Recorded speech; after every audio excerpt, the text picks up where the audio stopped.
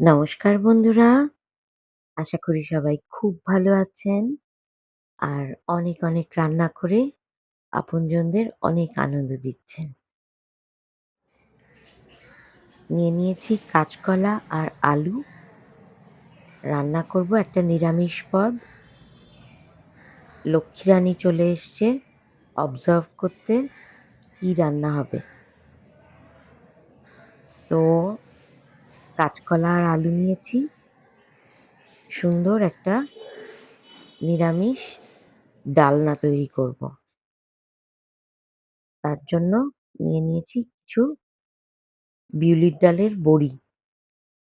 বড়িগুলো আগে ভালো করে একটু লালচে করে ভেজে তুলে নিচ্ছি। হালকা লালচে ভাজা হবে বড়িগুলো। একটু সময় নিয়ে ভাজতে হবে নাড়াচাড়া করে। গ্যাসের তাপমাত্রা তখন খুব বেশি হাই হিটে রাখার দরকার নেই। মিডিয়াম হিটে লো টু মিডিয়াম হিটে রেখে ভাজলেই হবে। বড়িগুলো ভাজা হয়ে গেলে দিয়ে দিলাম টুকরো করে কেটে রাখা কাঁচকলাগুলো। কাঁচকলা আর আলু এগুলো তেলে একটু হালকা হালকা করে ভেজে নেব। খেয়াল রাখতে হবে পুড়ে যেন না যায়। তার জন্য গ্যাসের তাপমাত্রা ওই মিডিয়াম হিটে রাখলেই চলবে। খুব হাই হিটে রাখার দরকার নেই। হালকা লালচে হবে, বেশি নয়। আমি এখানে কাঁচকলা কিংবা আলু কোনোটাতেই নুন হলুদ কিছু মাখাইনি। একটা গুঁড়ো মশলা করে নিচ্ছি। এলাচ, লবঙ্গ, দারচিনি। ৪ টে এলাচ, ৫-৬ টা লবঙ্গ আর ১ ইঞ্চি মতো দারচিনি গুঁড়ো করে নিয়েছি শুকনো।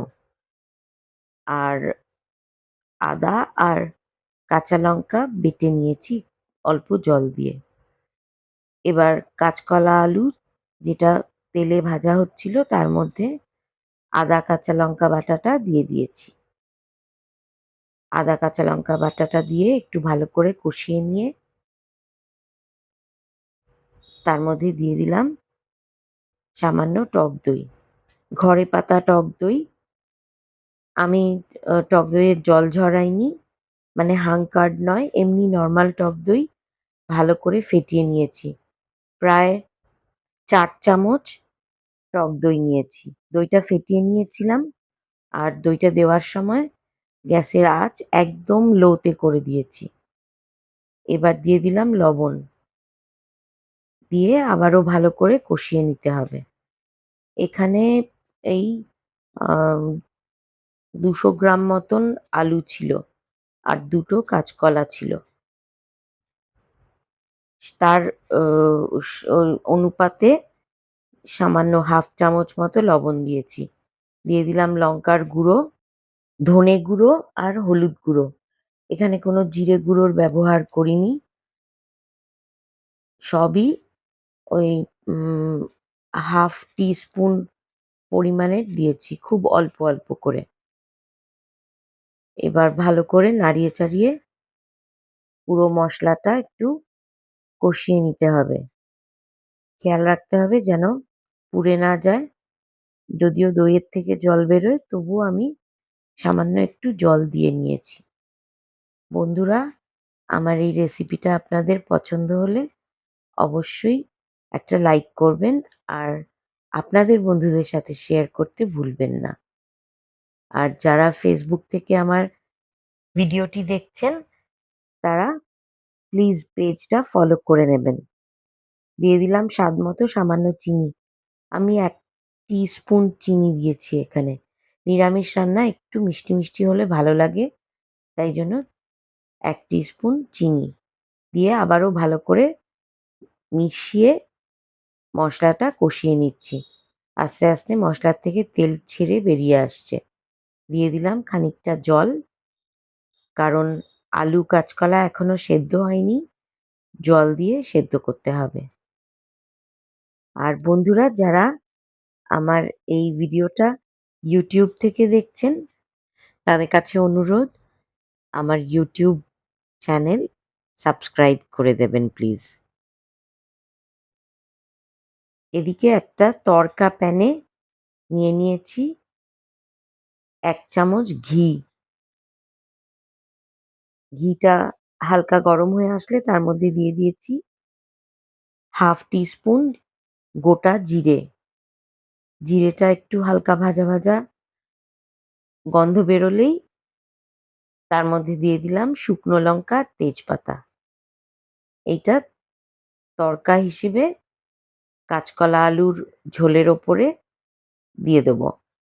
আর দিলাম সামান্য একটু হিং। 1/4 টিস্পুন পরিমাণের হিং দিয়েছি এখানে। হিংটাও একটু নেড়েচেড়ে এই মসলার সাথে ভেজে নিচ্ছি। সুন্দর একটা গন্ধ বেরোয়। এই রান্নায় এটাই হচ্ছে টুইস্ট। এই হিং আর জিরে, শুকনো লঙ্কার যে ফোড়ন, এই তড়কাটা দিলেই রান্নার স্বাদ হয়ে যায় দ্বিগুণ। বন্ধুদের কাছে অনুরোধ, একবার হলেও অবশ্যই এই রান্নাটা করে দেখবেন। দিয়ে দিলাম ৪-৫ টা কাঁচা লঙ্কা, নেড়েচেড়ে এবার তড়কাটা মিশিয়ে দেবো। আলু, কাঁচকলা সবই সেদ্ধ হয়ে গেছে। ঝোলটাও বেশ শুকিয়ে গ্রেভি হয়ে এসেছে। একটু থিক, তবে ঝোলের পরিমাণটা যে যেরকম পছন্দ করেন সেই রকমভাবে রাখবেন। কেউ যদি একদম শুকনো চান তাহলে একেবারে শুকিয়ে ফেলতে পারেন। আর কেউ যদি চান সেমি গ্রেভি তাহলে সেরকমও রাখতে পারেন। দিয়ে দিলাম ভেজে রাখা বড়িগুলো। দিয়ে পুরো মশলাটার সাথে আর আলু কাঁচকলার ও যে গ্রেভিটা রয়েছে তার সাথে ডালের বড়িগুলো, ভেজে রাখা ডালের বড়িগুলো মিশিয়ে দিলাম। আর যে গরম মশলাটা গুঁড়ো করে রেখেছিলাম প্রথমেই, সেটাও এখন ওপর দিয়ে ছড়িয়ে দিলাম। এই রান্নাটায় এই তড়কা, গরম মশলা, টক দই এইগুলোই হচ্ছে ইউএসপি এবং এর জন্যই এর স্বাদ হয় অপূর্ব। অবশ্যই এই রান্নাটা করে দেখবেন। নিরামিষের দিনে রুটি কিংবা ভাত কিংবা পরোটা সব দিয়েই খাওয়া যায়। খুবই সুস্বাদু খেতে। একবার বাড়ির সদস্যদের এই রান্নাটা করে অবশ্যই খাওয়াবেন। তাহলে এটা বারে বারে রান্না করে খাওয়ানোর জন্য রিকোয়েস্ট আসবে। এই রেসিপিটা এতই ইউনিক এবং এতই সুন্দর খেতে। সামান্য জিনিস দিয়ে অপূর্ব রান্না হয়ে যায়। ভিডিওটা পুরো দেখার জন্য অনেক ধন্যবাদ। আপনারা অবশ্যই কমেন্ট করে জানাবেন আপনাদের এই রেসিপি কেমন লাগলো। রান্না করে কমেন্ট করতে কিন্তু একদমই ভুলবেন না। ধন্যবাদ।